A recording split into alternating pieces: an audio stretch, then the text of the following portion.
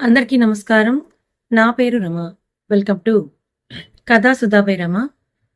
Friends, ఇది కథ కాదు ఛానల్‌కి మానిటైజేషన్ వచ్చిందని మీలో కొంతమందికే తెలిసుంటుంది. ఎందుకంటే 2 మంత్స్ నుంచి వీడియోస్ ఏం పోస్ట్ చేయడం లేదు కాబట్టి యూట్యూబ్ అంత త్వరగా రీచ్ ఇవ్వదు. కాబట్టి ఎవరైనా ఆ ఛానల్‌ని చూడకపోతే ఒక్కసారి చూడండి. అందులో 'వరించిన బంధం' నెక్స్ట్ ఎపిసోడ్ అంటే 46 ఎపిసోడ్‌ని అప్‌లోడ్ చేశాను. చూడని వాళ్ళుంటే ఒక్కసారి చూడండి. అందులో నుంచి కూడా ఇక నుంచి రెగ్యులర్‌గా వీడియోస్ వస్తాయి ఆ ఛానెల్‌లో కూడా. మరి మన ఈ స్టోరీలోకి వెళ్ళిపోదామా? Contract marriage. రచయిత తనూష రెడ్డి గారు. కథ చదవడం స్టార్ట్ చేసిన వెంటనే కథకొక లైక్ చేయండి. స్టోరీ ఎలా అనిపించిందో కామెంట్ చేయండి. హైప్ ఇవ్వండి. లైక్ చేయండి. సబ్స్క్రైబ్ చేసుకోండి.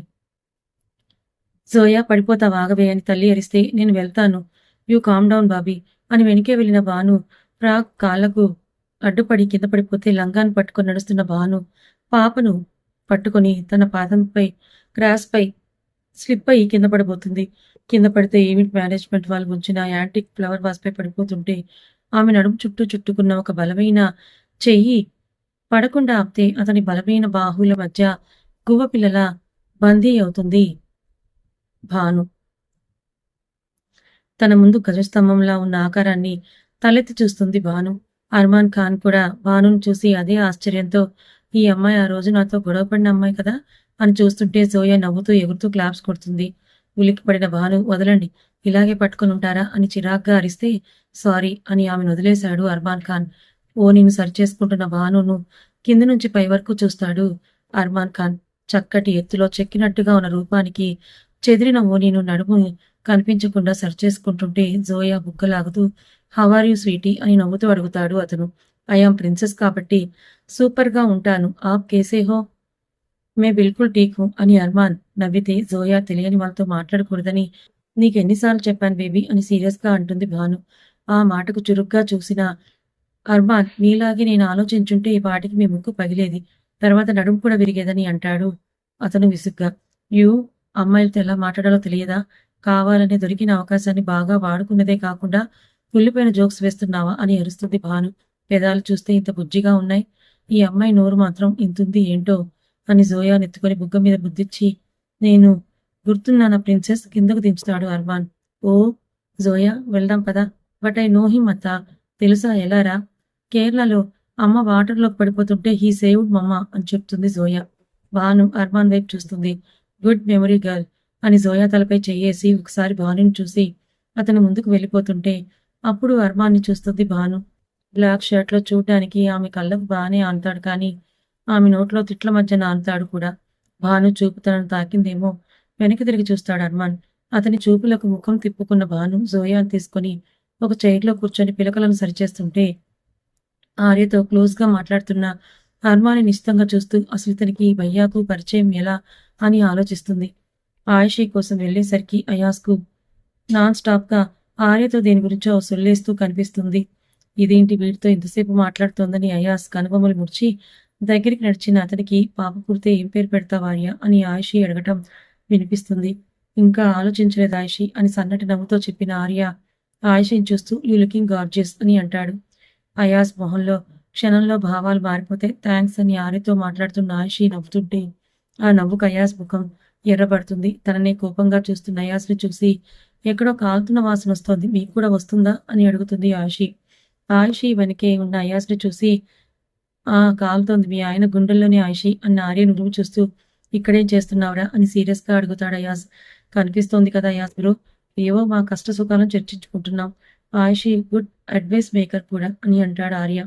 అసహనంగా చూసిన అయాస్, ముందు కష్ట సుఖాలంటే ఏంటో తెలుసుకోరా, తిన్నావు కదా, ఇంకా వెళ్దాం పదవే అని ఆయుషిని చైర్ నుంచి పైకి లేవదీస్తాడు అయాస్. ఆర్య బాయ్ అని ఆయుషి ముందుకు నడుస్తుంటే భుజం చుట్టూ చెయ్యేసి నడిపిస్తూ వాడితో నీకన్ని మాటలేంటి అని విసుగ్గా అడుగుతాడు అయాస్. మాట్లాడితే తప్పేంటి, అయినా నీ ఫేస్ ఎందుకు రెడ్ పెయింట్ వేసుకుందని అడుగుతుంది ఆయుషి. ఎందుకో నీకు తెలీదా, అంతలా కిక్కి అని పల్లికిలిస్తూ మాట్లాడే మాటలు వాడితో నీకేమున్నాయి? ఆర్య మాలవికను లవ్ చేయడం మొదలుపెట్టినప్పుడు కంప్లీట్లీ చేంజ్ అయ్యాడు. అఫ్కోర్స్ ఆ చేంజ్కు మా చెల్లెలే కారణం అనుకో. మరిది అవుతాడు కాబట్టి ఏదో కాసేపు సరదాగా నవ్వుతూ మాట్లాడితే తప్ప, అయినా నువ్వెలాగో నాతో నవ్వుతూ మాట్లాడావు కదా మిస్టర్ ఖాన్ అని అంటుంది ఆయుషి. ఆయిషీని ఒకసారి చూసి ఆహిల్కు మెసేజ్ చేసి డ్రైవర్తో తల్లిని భానుని జాగ్రత్తగా తీసుకురమ్మని చెప్పి జోయా కోసం భానుకు మెసేజ్ చేస్తాడు అయాస్. ఫుడ్ ఐటమ్స్ మీద తనకున్న ప్రీతిని చూపిస్తున్న కోడల్ని చూసి మీరు వెళ్ళండి భయ్యా, జోయా బిజీగా ఉందని చెప్తుంది భాను. సరే టేక్ కేర్ అని వెళ్తూ వెళ్తూ వెనుక నుండే ఎవరితోనో ఫార్మల్గా మాట్లాడుతున్న అర్మాని చూసి ఇక్కడ చూసినట్టుంది అని అనుకుంటూనే కార్ వైపు నడుస్తాడు అయాస్. ఫ్రంట్ సీట్లో కూర్చున్న ఆయిషి పొట్ట మీద ఎడమ చేయించుకొని మిస్టర్ ఖాన్, అందరూ నెలలు నిండాయా, డెలివరీ ఎప్పుడని అడుగుతున్నారని మూర్చిన పెదవులతో అంటుంది ఆయిషి. నవ్విన అయాజ్ ఆయిషికి సీట్ బెల్ట్ పెడుతూ అందుకే టమ్మీ కనిపించకుండా ఏదైనా లూజ్ మ్యాక్సీ వేసుకుని రావాల్సింది ఆయిషి అని అంటాడు అయాజ్ కార్ని ముందుకు దూకిస్తూ.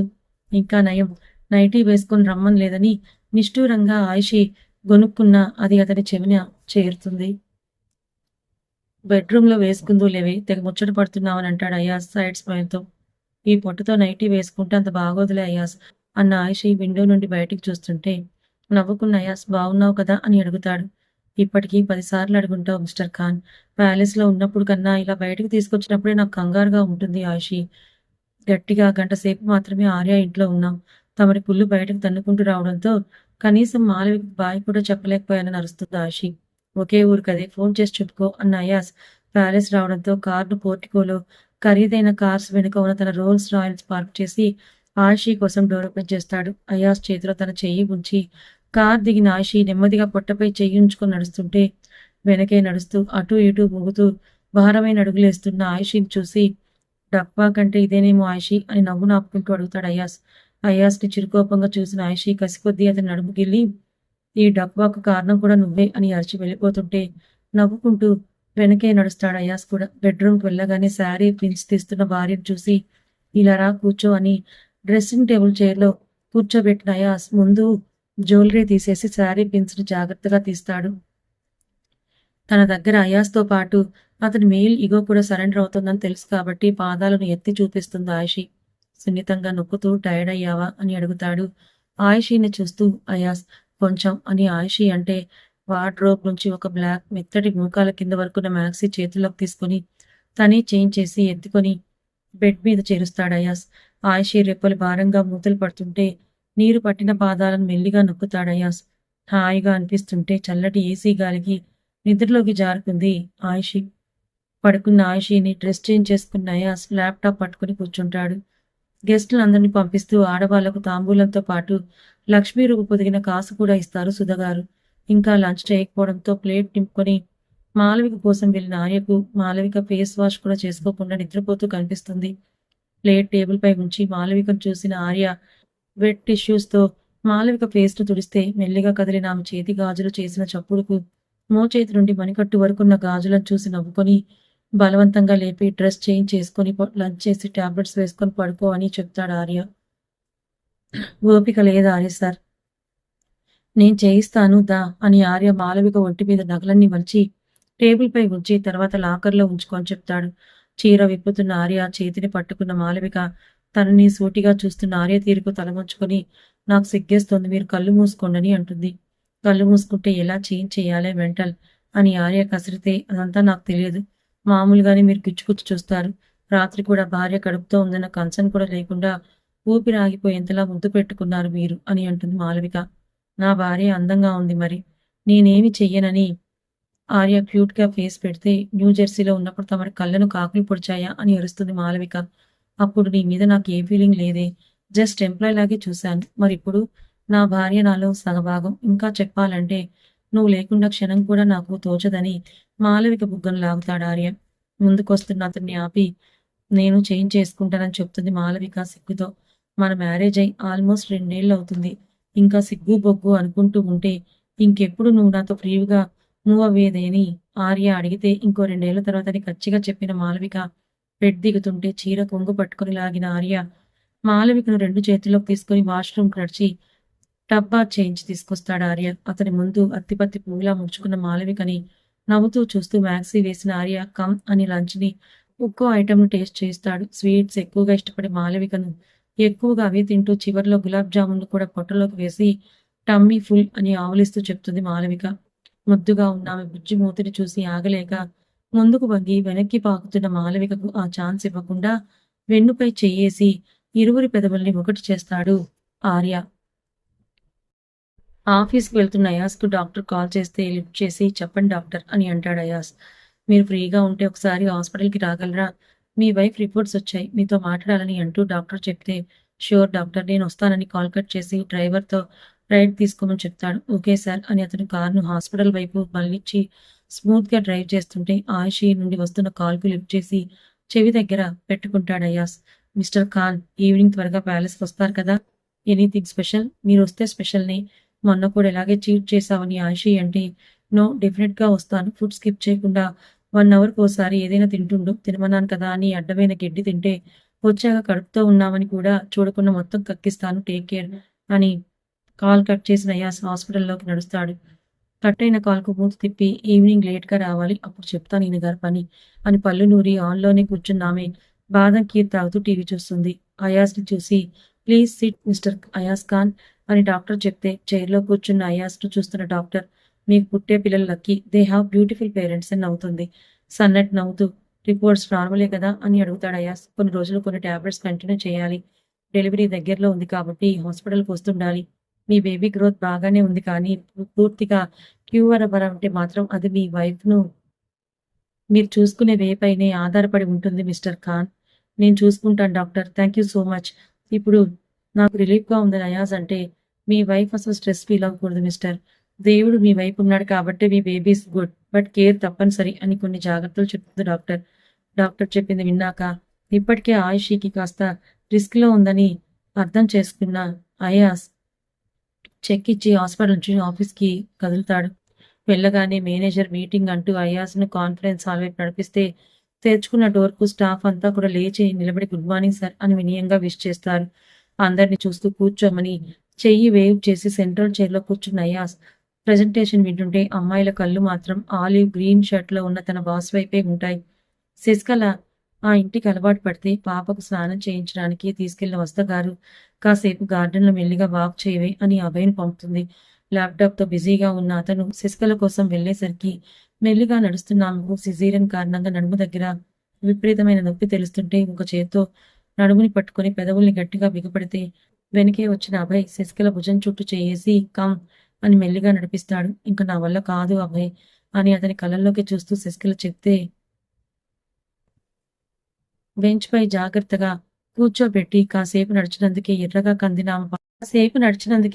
కందిన ఆమె పాదాలను చూస్తున్నతనికి బాలిత దశలో ఉన్నప్పుడు ఒక అమ్మాయి శరీరం ఎంత సున్నితంగా ఉంటుందో అర్థమవుతుంది.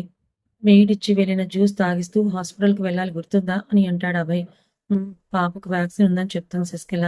వేయిద్దాం కమ్ అని ఆమెను పైకి లేపి జాగ్రత్తగా ఇంట్లోకి నడిపిస్తుంటే తనకు దగ్గరవుతున్న అభయ్‌ని తలెత్తి చూస్తుంది శశికళ. బెడ్‌రూమ్‌కి తీసుకెళ్లి వార్డ్‌రోబ్ ఓపెన్ చేసిన అభయ్ ఆల్మోస్ట్ అక్కడ ఉన్న బట్టలన్నీ తనే దగ్గరుండి గుచ్చుకొనివి మెత్తగా ఉండేవి చూసి మరీ కొన్నవే కాబట్టి ఒక మ్యాక్సీ తీసిపెట్టి మామ్ వస్తుంది. బాత్ చేయిస్తుందని చెప్తాడు అభయ్. అని శశికళ అంటే ఎవరూ లేక ఏకాంతం దొరికింది కాబట్టి శశికళ బుగ్గ మీద ముద్దిచ్చి ఇలా చెప్పిన మాట వింటే ఎంత క్యూట్‌గా ఉంటావో తెలుసా? అని అంటాడు.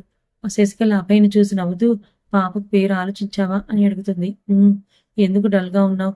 పెయిన్ ఎక్కువగా ఉంటే చెప్పు అని లాలనగా అడుగుతాడు అభయ్. లేదు ఇప్పుడు తగ్గిపోయింది. నేనొకటి అడగనా? మన బంధం పేరేంటి అభయ్? వాట్? ముఖం చిట్లించాడు అభయ్. పెళ్లవ్వకుండానే నేను మీ ఇంట్లో ఉంటున్నాను. నీకు నాకు ఏ సంబంధం లేకపోయినా పాపను కడుపులో 9 నెలలు మోసి ఏ ధైర్యంతో కన్నానో నాకే తెలియదు. మేబీ నువ్వు మారావని నా మనసు నమ్మిందేమో. ఎవరూ లేని ఒంటరిదాన్ని చిన్నప్పటి నుంచి అమ్మ లేక నాన్న పెంపకంతో పెరిగిన నాకు భయపడుతూ బ్రతకడం అలవాటైపోయింది అభయ్. నీతో నా పరిచయం కూడా అంతే. అసలు అనుకోలేదు నా లైఫ్‌లో నువ్వే మెయిన్ రోల్ అవుతావని. శశికళ మొహంలోకి చూసిన అభయ్‌కు ఏ ఫీలింగ్ ఆమె మొహంలో కనిపించదు. కథ ఇంకా ఉంది. మరి శశికళ ప్రశ్నకు అభయ్ ఏం సమాధానం చెప్తాడు?